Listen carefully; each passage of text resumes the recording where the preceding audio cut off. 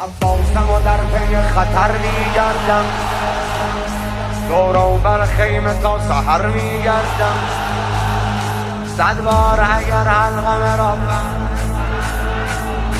هر بار دوباره تکه بر علم را به چرخان بزن قلب گردان، یه لشکر هراسان از آن تیغ ابرو، از آن زور و بازو علی، از آن صوت بالا تنین دلارا، رجزهای غرام بخوان شیر حیدر، بزن سبز کافر. الله الله با یه ضرب مارد و زدی زمین.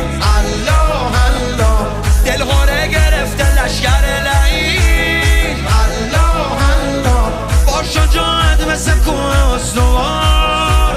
الله الله یک تنه مثل یه مرد آهنی. یا قرآنی جان بستان علیتی علی تقدیس زمانه جان دو جهان اول فتح حامی امامه به توفان زمان اول فتح تکرار علی در هر جا و مکان اول فتح.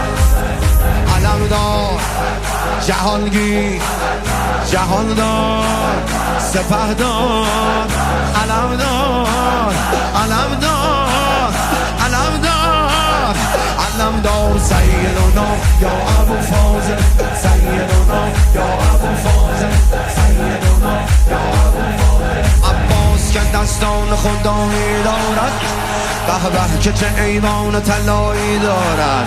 ایوان نجف زیارتش آمد و گفت اول فصل ایوان شما عجب صفایی دارد. علی مدد تو ای ماه شبها، تو ای شاه اعلا، یلنکار و زارا سپهدار لشکر، شکوه تو محشر. علی تو